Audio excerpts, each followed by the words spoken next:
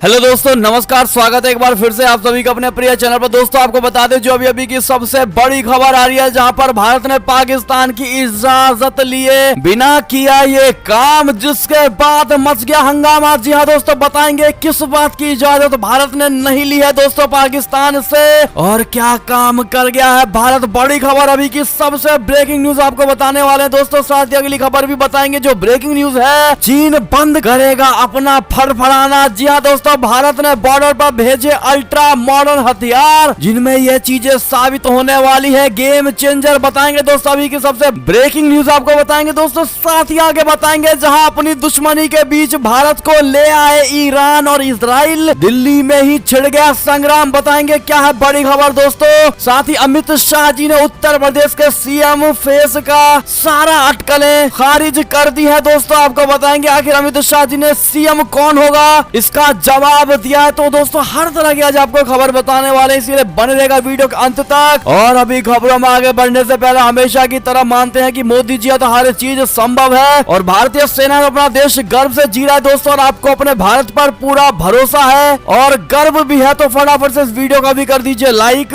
Channel को कर दीजिए सब्सक्राइब, बेल आइकन दबाइए, साथ ही कमेंट बॉक्स में लिख दीजिएगा जय हिंद। जी हाँ दोस्तों, तो बढ़ते हैं पहली और सबसे बड़ी खबर की तरफ, जहाँ भारत ने पाकिस्तान की इजाजत लिए बिना किया ये काम, जिसके बाद मच गया हंगामा। दरअसल जम्मू कश्मीर के श्रीनगर और यूएई के शारजाह के बीच सीधी उड़ान शुरू होने के कुछ दिनों बाद ही विवाद सामने आ रहे हैं। केंद्रीय गृह मंत्री अमित शाह ने 23 अक्टूबर को श्रीनगर शारजाह फ्लाइट को हरी झंडी दिखाई थी। कुछ मीडिया रिपोर्ट्स में यह दावा किया गया है कि भारतीय एयरलाइन ने कई बार पाकिस्तानी हवाई क्षेत्र का उल्लंघन किया है, और रिपोर्ट्स में यह कहा जा रहा है कि भारत की तरफ से पाकिस्तानी एयर स्पेस में प्रवेश करने की इजाजत भी नहीं ली गई थी। जी हाँ दोस्तों, पाकिस्तानी पत्रकार अशरद शरीफ ने एक स्थानीय टीवी चैनल पर एक टॉक शो में कहा था कि भारत की एयरलाइन गो फास्ट ने श्रीनगर और शारजाह के बीच उड़ानों के लिए पाकिस्तानी हवाई क्षेत्र का इस्तेमाल किया है। उन्होंने कहा कि हमने कम से कम 3 उड़ानों को ट्रैक किया है। रिपोर्ट्स के अनुसार भारत ने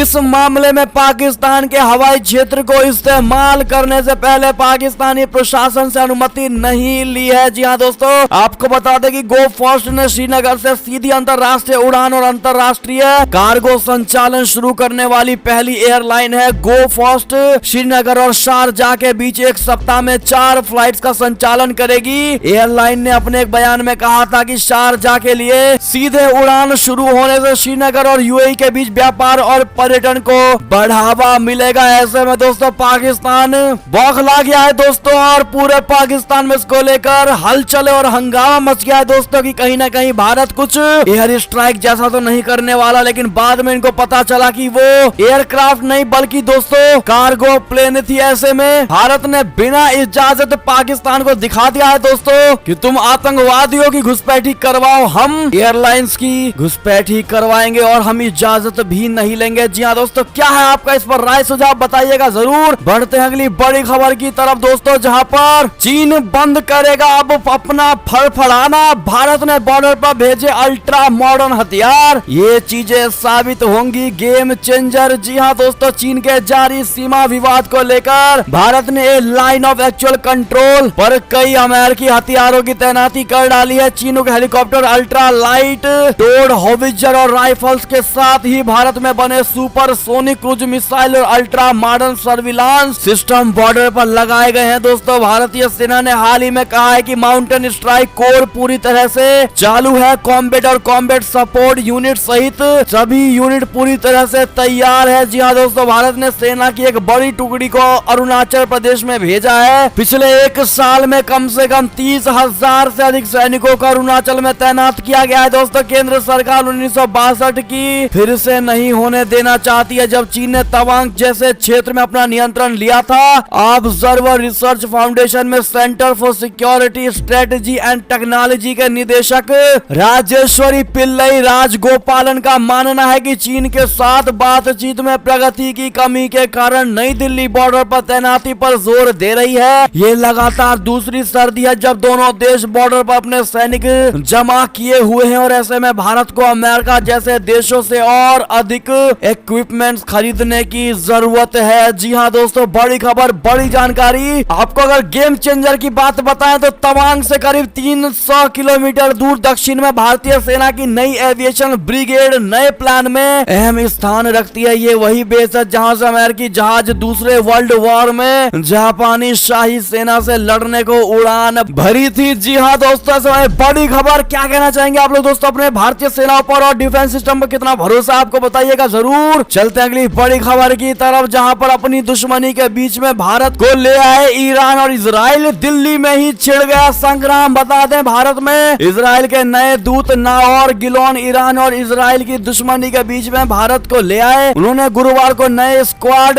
समूह के सदस्यों इजराइल, भारत, अमेरिका और संयुक्त अरब अमीरात को लेकर बात करते हुए कहा है कि ये किसी एक देश के खिलाफ नहीं है, लेकिन इन सभी देशों के साथ आने का कारण ईरान द्वारा फैलाई जा रही अस्थिरता है। उन्होंने कहा कि हम किसी एक देश के खिलाफ नहीं है, हम डिप्लोमेट्स हैं और राजनेता हैं। हमारा कर्तव्य है कि हम अपने देश के लोगों के जीवन को बेहतर बनाएं और मेरा मानना है कि आर्थिक बुनियादी और संयोग के स्तर पर इन देशों के गठबंधन में काफी संभावनाएं हैं। खाड़ी देशों के साथ हमारे संबंधों के बेहतर और खुला होने का एक बड़ा कारण ईरान को लेकर भय और साझा चिंता भी है। ईरान इस क्षेत्र में अस्थिरता पैदा करने वाला सबसे बड़ा देश है। ये देश यमन से लेकर लेबनान और इराक से लेकर सीरिया और बहरीन हर जगह अस्थिरता पैदा कर रही है। जी हाँ दोस्तों, बढ़ते अगली बड़ी खबर की ओर जहां पर ड्रैगन को राहत नहीं देगा अमेरिका, ताइवान से दोस्ती बढ़ाकर चिढ़ाने की है तैयारी। जी हाँ, बीते कुछ दिनों से ताइवान के मसले पर अमेरिका की चीन से तनातनी चल रही है। इसके बाद भी अमेरिका इस मसले पर चीन को कोई राहत देने के मूड में नहीं दिखाई दे रहा। अमेरिका के एक अधिकारी ने शुक्रवार को कहा है कि उनका देश ताइवान से अपने रिश्तों को और मजबूत करेगा। चीन से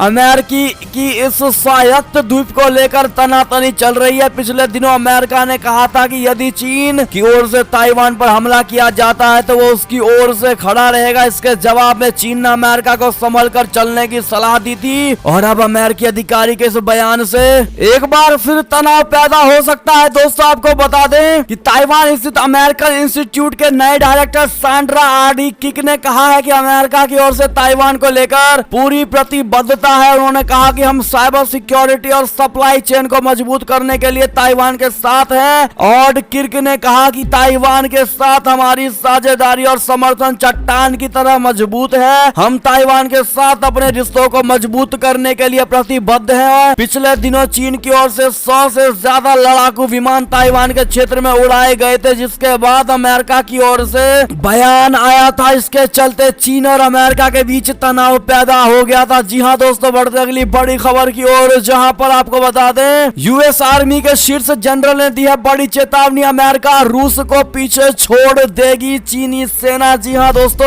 अमेरिकी सेना के शीर्ष जनरल ने चेतावनी दी है कि चीनी सेना पीएलए का विकास बहुत चौंकाने वाला है और अमेरिकी सेना क्रूर नौकरशाही का शिकार हो रही है। अमेरिकी सेना के दूसरे शीर्ष जनरल जॉन हैटन का यह बयान ऐसे समय पर आया है जब चीन ने अंतरिक्ष से हाइपरसोनिक मिसाइल का सफल परीक्षण किया है। उन्होंने कहा कि एक तरफ चीनी सेना तेजी से आगे बढ़ रही है तो वहीं अमेरिकी सेना का विकास क्रूर नौकरशाही की वजह से प्रभावित हो रहा है। क्या सवाल जवाब करेंगे इसमें आप लोग बताइएगा जरूर। दोस्तों बढ़ते अगली खबर की तरफ, लेकिन जिन भाई और बहनों ने अभी तक इस वीडियो को लाइक नहीं किया दोस्तों, आपसे रिक्वेस्ट हमारी मेहनत को सफल करने के लिए एक लाइक जरूर कर दीजिएगा। बढ़ते अगली खबर की तरफ जहां पर भारत और अमेरिका की तालिबान को दो टूक कहा आतंकवादियों के लिए पनाह गाह ना बने। जी हाँ, भारत और अमेरिका ने तालिबान को सख्त संदेश दिया है। दोनों देशों के अधिकारियों के बीच आतंकवाद से निपटने के लिए सहयोग बढ़ाने को लेकर हुई संयुक्त वार्ता के समापन पर उन्होंने तालिबान से यह सुनिश्चित करने को कहा है कि अफगानिस्तान का इस्तेमाल आतंकवादी पनाहगाह के रूप में नहीं कर पाए। भारत और अमेरिका ने संयुक्त राष्ट्र सुरक्षा परिषद की ओर से प्रतिबंधित अल कायदा, आईएस, लश्कर तैयबा, जैश ए मोहम्मद समेत सभी आतंकवादी संगठनों के खिलाफ ठोस कार्रवाई की मांग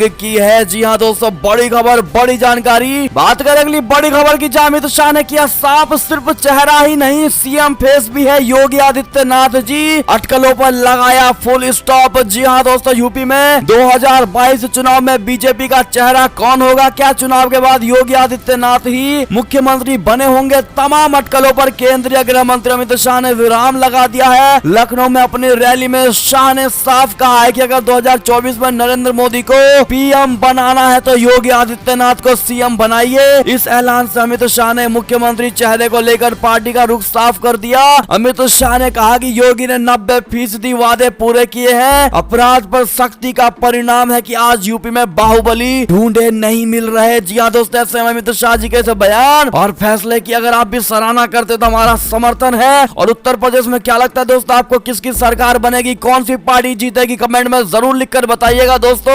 और ऐसे में ये थी अब तक की सारी बड़ी खबरें। आपको हमारी खबर कैसी लगी, आशा करता हूँ बहुत अच्छी लगी होगी। अगर थोड़ी भी अच्छी लगी तो इस वीडियो को भी अपने भाई बंधुओं में व्हाट्सएप, फेसबुक, ट्विटर के जरिए पूरे भारत में शेयर करना बिल्कुल मत भूलिएगा। और अभी कर दीजिए इस वीडियो को लाइक, चैनल को कर दीजिए सब्सक्राइब, बेल आइकन दबाइए, साथ ही कमेंट बॉक्स में लिख दीजिएगा जय हिंद जय भारत। तो मिलते हैं आप अगली बड़ी खबर में, तब तक अपना ख्याल रखिएगा। बहुत बहुत धन्यवाद दोस्तों साथ देने के लिए, साथ बने रहने के लिए। जय हिंद।